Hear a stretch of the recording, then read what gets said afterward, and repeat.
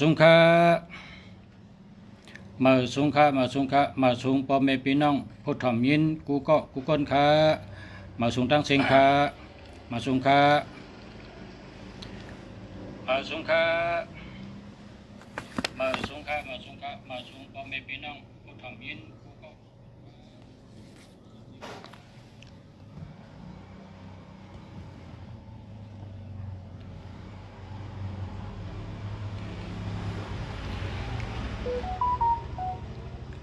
มาสงค่าเป็นมังกรลีมังกรเมียดขอความดีมาสงค่าฮาวากุวันขึ้นเยอมาสงเฮือเฮิงเปิงเซอนะเพราะว่าลัดลองดีวนลองดีเฮ็ดลองดีลาบหลีนำล้นเหลือเมตตาหลีการงานหลีการเงินหลี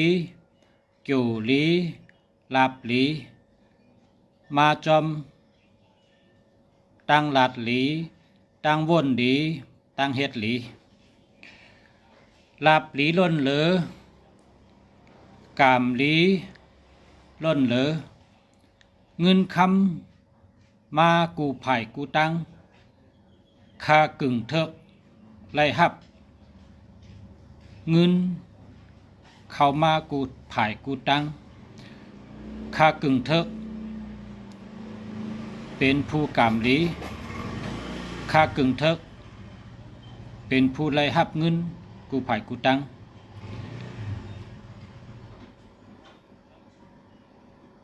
คากึ่งเถกเป็น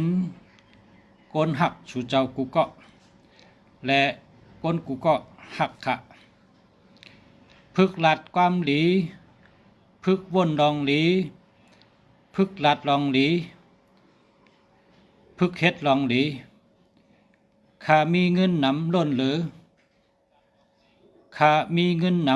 ำหรือล้นเหลือกี่นำเชิงใจมเชิงข้ามีเงินเข้ากูวันข้าลาบหลีกูวันข้าเกี่ยวหลีตาเชพึกหลัดความดีพึกอุบลองดีพึกเฮ็ดการดีอันนี้เป็นตาดีขึ้นใหญ่มาสูงก้นกูก็ค่ะพอตื่นมาเฮาอุบตัวเก่าเฮายุกยองตัวเก่าเฮาอ้ามตัวเก่าเฮาปั่นแห้งตัวเก่ากูวันตีจับยามกว่าพอเฮาจับยามเย้าตีเป็นตั้งยามตัวเก่าพอจับยามพอเป็นตั้งยามอันดีปะไหนจู่ก็ดีกูวันลาบก็ดีกูวันเงินก็เข้ากูวันตูก็เกี่ยวกูวันเจอก็เกี่ยวกูวันพอเจอสุขสับพอเจอผิวตื่นมาหานั่งสมาธิหาเจอนิ่มนะนั่งสมาธิหาเจอนิ่มเพราะว่านั่งสมาธิอำไรค่าเจอพงเจอผิวนะข้านั่งไรสมาธิเนี่ยข้าเตะให้คือข้าลาเนี่ยชูเจ้าทอมด้วยดีๆก็เฮ็ดจอมเตเป็นก้นนั่งสมาธิไล่หึงเดือเปิ้นแล้วก็ไล่ดีเดือเปิ้นก่อนไล่ดีเดือเปิ้นลูกก่อนลายเฮ็ดมันตอนที่หนึ่งเนี่ยมีอยู่เพราะว่าข้าในนั่งสมาธิอำไรข้าเจอข้าในผิวข้านั่งอำไรข้านี่เตเฮ็ดถือข้าเนี่ยพอมีคนถามจังไหนลุงเสีย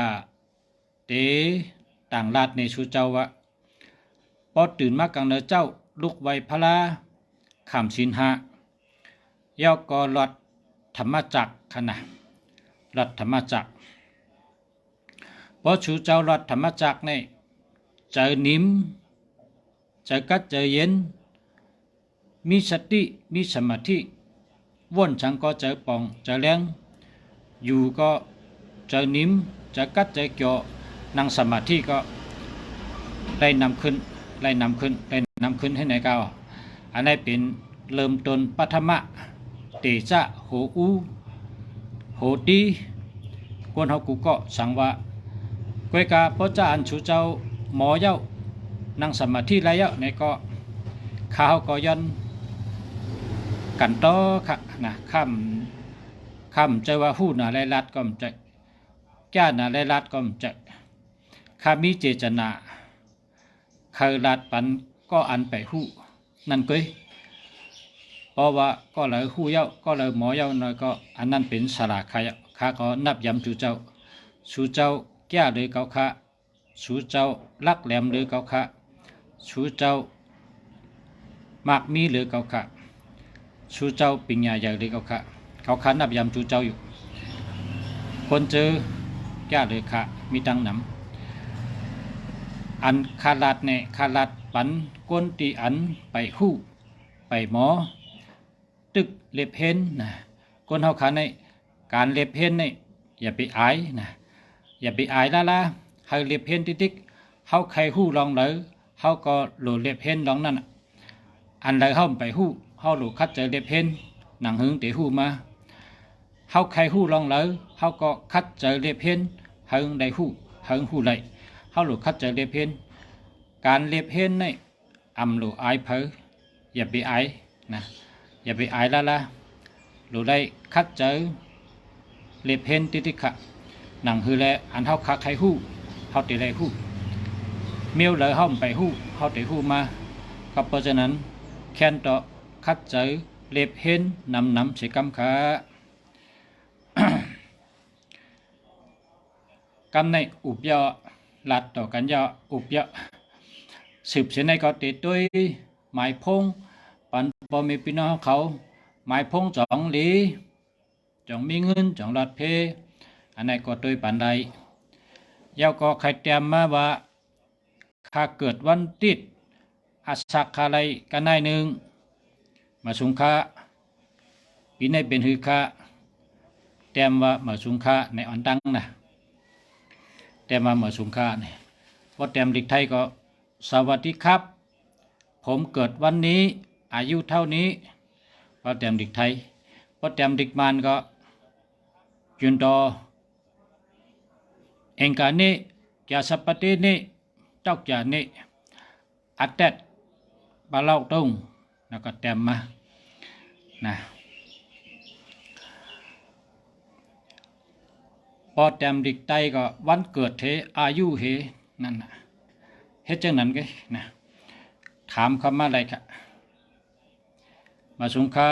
สาธุค่ะสาธุยินจมนำค่ะพอจะจมเหมือนกันค่ะมาสุงคา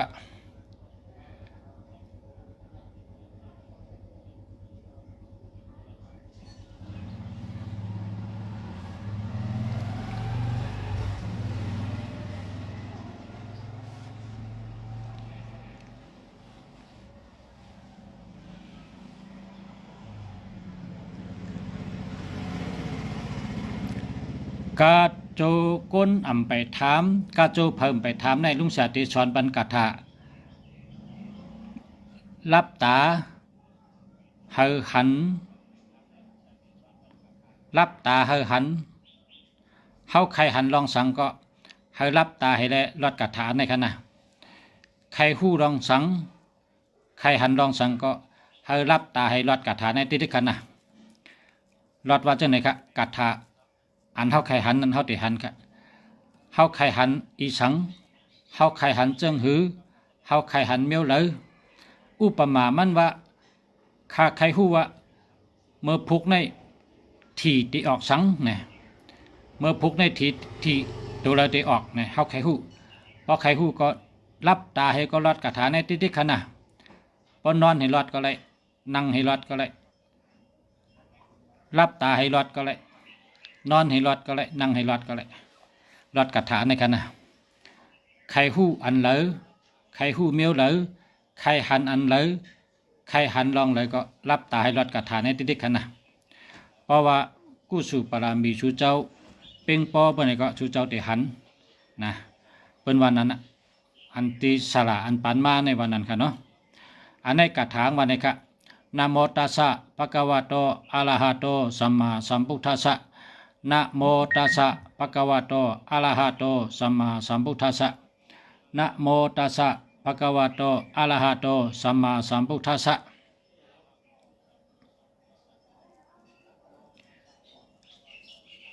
องค์อิทธิฤทธิ์นะองค์อิทธิฤทธิ์องค์อิทธิฤทธิ์ปุกทะนิมิตังปุกทะนิมิตังพุทธนิมิตัง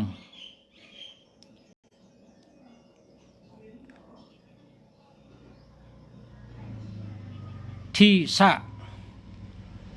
วานะตังทีสะวานะตังทีสะวานะตังในขณะกำนะสลา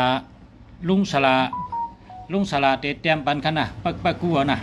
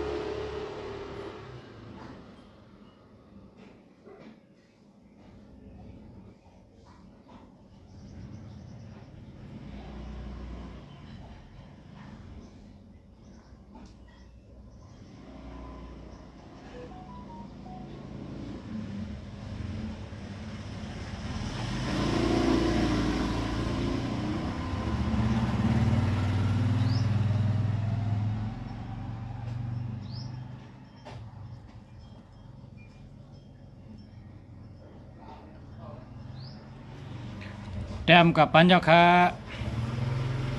แต้มกับปัญญาค่ะก็เลยใครไรผู้เลยใครไรก็เลยก้นเลยใครไร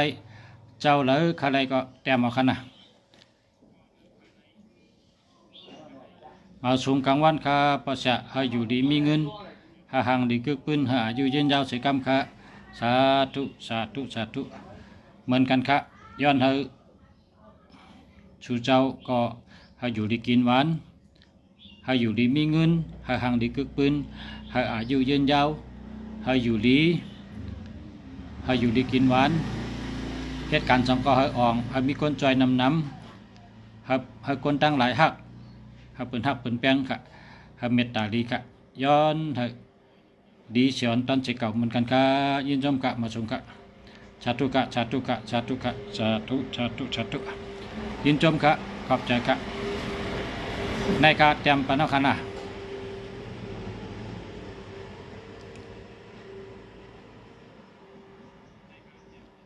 เตรียมปนขะกู้เอาค่ะเลยนะเตรียมปัญญาค่ะกู้เอาค่ะอันในปอกไข่หันเมื่อพุกในทีตีออกสังในก็นั่งรับตาให้รอดติขณะนั่ง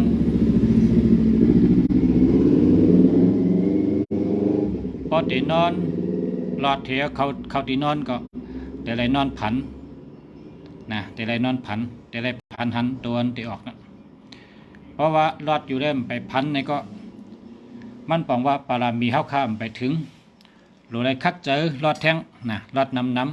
ำกาดทาอันใดก็เย้าสลาเฮาลัดว่าพอมันถึงเหงในกัดยาวนะครับเมียวเลยก็เย้าพอมันถึงเหงในกัดยาวนะครับก็เพราะฉะนั้นในรอดติ๊กๆนะเพราะว่ารอดอยู่แลมไปหันในก็อย่าไปลาอย่าไปท่าอย่าไปเช่อย่าไปเนเจออย่าไปเปิงนะให้คัดเจอสืบรอดกว่าติ๊กๆค่ะชูเจ้าเตได้เป็นก้นนั้นเถกกาถาค่ะอย่าไปใจตกอย่าไปกึดอย่าไปป้อเพราะใครหันในก็รอดติ๊กๆกันแต่หันนะเพราะว่าไปหันในก็ปารามีห้อมไปทนปารามีห้อมไปเตรียมเขาหลุดได้คัดเจอรอดน้ำนะรอดติ๊กๆรอดได้น้ำนะเปิดบารอดให้ถึงเหงกำนะไปถึงก็มันก็กู้สู่เยอะปารามีเยอะมันก็เป็นคนมีกุศลกรรมลีมีกรรมมีบุญมาเกิดก็หลอด7 กรรม21 กรรมก็หันกรรมเดียวมันก็เปิดจัดก่อนวันหลังเฮ็ดมาเหมือนกันนะจัดในก็เหมือนกันครับ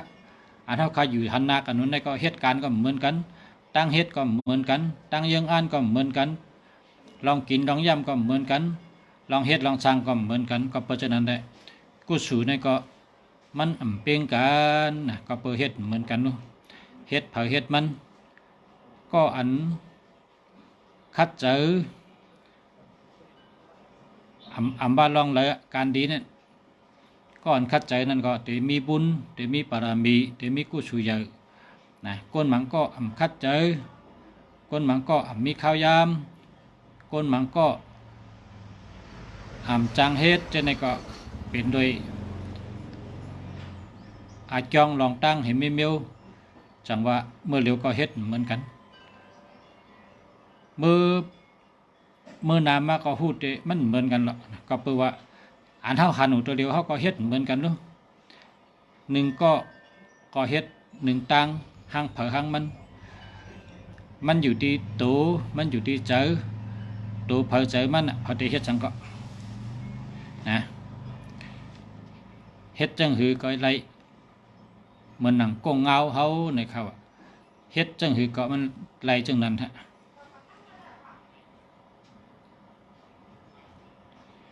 ยินจมค่ะ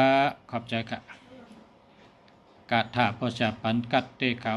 ตัวทบมายาค่ะหันพอดีค่ะยินจมค่ะเอาใจตื้อนำค่ะเอาหลู่เอาต้านเนาะเผออะไรก็เอากระใจเฮาค่ะเปิ้นว่างาเม็ดเหลวเป็นน้ำมันนะครับว่างาเม็ดเหลวเป็นน้ำมันโกนเฮินเหลวเป็นวานตุนไม่ตุนเหลวมันเปิ้นห้องว่าลงเขียวโกนเฮินเหลวเปิ้นห้องว่าวานงาเม็ดเหลวเป็นน้ำมันก้นเกเป้ก้นน้ำก็เพราะฉะนั้นแหละเฮาหลูมีก้นกัดน้ำเฮาหลูมีก้นมีปัญญาน้ำหลูมีก้นมีตั้งหู้น้ำหลูมีก้นหมักก้นมีน้ำพอวันเหลยเมืองเหลยมีก้นมีน้ำก็วันนั้นก็ขึ้นใหญ่มาสูงเส้นตังก็แคบรถกาก็น้ำก็ตั้งเลยก็พอมีกาในกาเจียวหอดมาเจียวหอด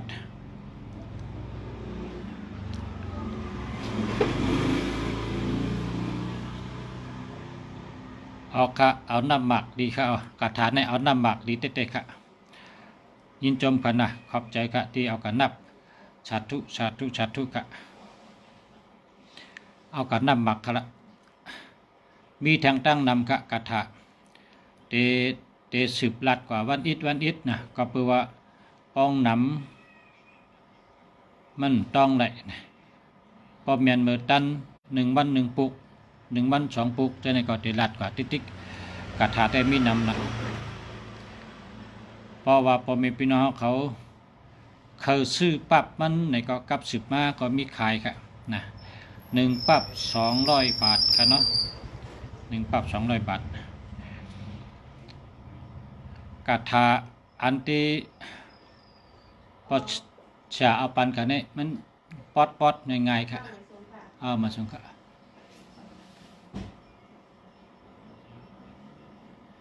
เนี่ยมาทางนั้นค่ะอันมาตัวไปต่างนั้นมาทางคุณมาทั้งคุณค่ะมาทาง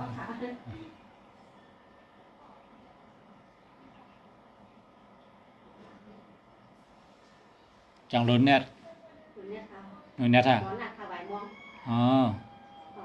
มาเดี๋ยวนี้ตึกไทยทอดชดเนี่ยก็เป็นไอ้เป็นก็เด็กคือไทยกรรมก็แหละย้อนอักข้างพอมีพี่น้องเขาคือไทยกรรมนะกรรมเด็กขึ้นมาถ่ายทอดชดต่อแทงค่ะเนาะไปตั้นได้อุบกันก็ไล่ดูกระทากาก็เลยว่าโจมเหยาะค่ะเพราะว่าเจ้าเลยก็เลยเกี่ยวก็เตรียมใบหมายไว้จากไว้ให้ต้องค่ะนะก็ปีน้องมาด้วยไปตังครับลุงชาติก็ด้วยเป็นไปตังตีปีน้องมาถึงนะคะย้อนข้างคำมาส่งค่ะย้อนให้กูก็อยู่ดีมีเงินห่างหรือคือปืนกูก็กูคนค่ะมาส่งค่ะคาไรปั๊บกาถา1 ปั๊บ 200ค่ะนะมีปั๊บกาถากูไม่เมียวค่ะเนาะเอาก็กลับสืบมาค่ะตั้งไล่ค่ะนะแต่ส่งไปสนีบันค่ะเนาะยินจมค่ะขอบใจค่ะมาส่งค่ะ